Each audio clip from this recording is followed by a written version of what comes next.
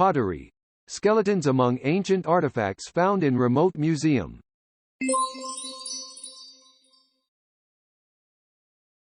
Banteay Meanchey Museum has been open to local and international visitors and students for nearly 15 years.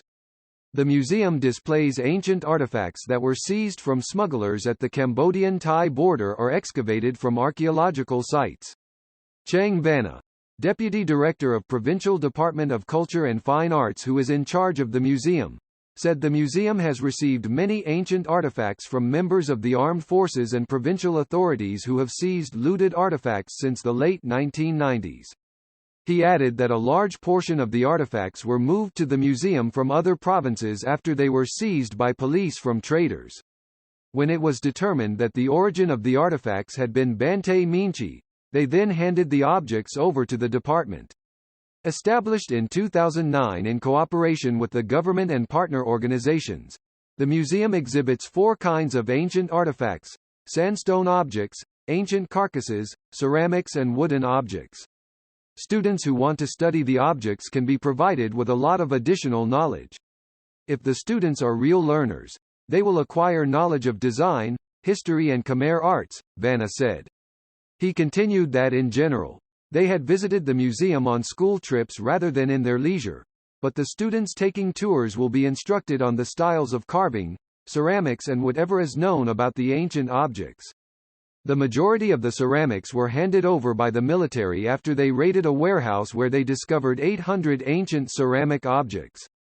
Sitting on a chair surrounded by clay-made objects and fractured objects that were reassembled, Owen Nike talks about the different pieces of pottery excavated at Sophie and Kook Trees graveyards that date back to the Iron Age, between 500 BC and 500 AD.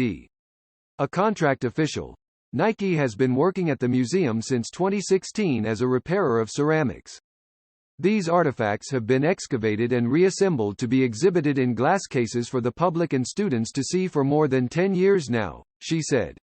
K.Y. Panharith, Deputy Bureau Chief for Museums, said the province has 3 museums: Banteay Meanchey Museum located in Seri Salphone town, Svay Chek Museum on the compound of the Svay Chek District Hall where 326 ceramic pieces are kept, and Tepkosa Snay Museum in Preah Neter Preah District, with around 100 ceramic pieces that are not yet fully studied.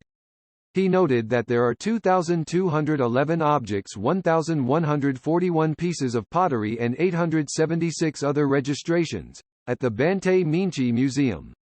There are a remaining small number of objects that are jointly registered together and stored in containers.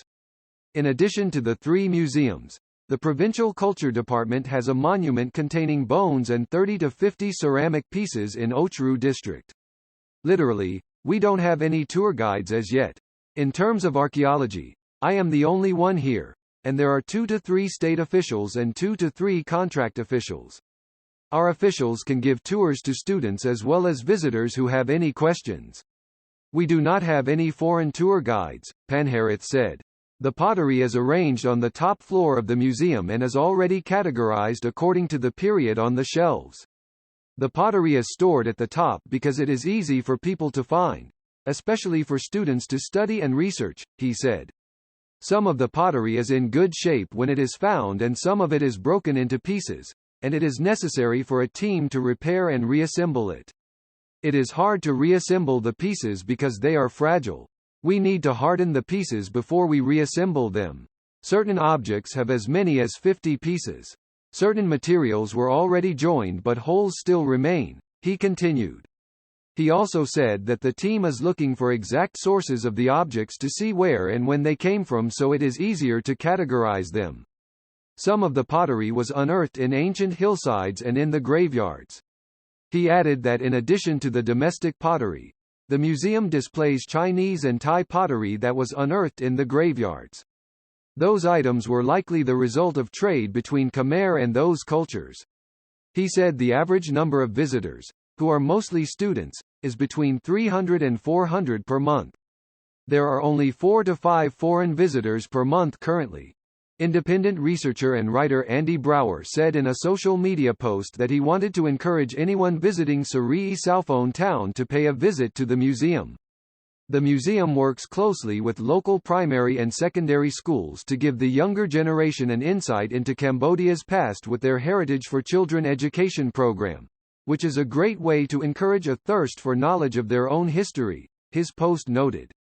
Vanna said most people were not aware of the museum and do not know that entry is free, including foreign visitors, though in the future they may request permission to sell tickets to foreign tourists, but it won't be expensive and the proceeds will go towards the upkeep of the museum.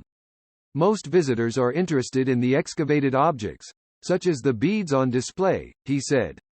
There are also 4 cabinets exhibiting skeletons that we unearthed in the graveyard in Sophie village and the excavation site in Banteay Meanchey. These skeletons are Khmer people from before the Angkorian period. He also said the objects that have been preserved until now were buried in the soil generally, as were the bodies, though those are not nearly as fragile as clay-made pottery. Penharith said he encourages everyone, Cambodian and foreigner, to visit the museum and see its collection of ancient objects when they are in Sarii Souphone town. Admission to Banteay Meanchey Museum is free for everyone and it is open from Monday to Friday during regular business hours.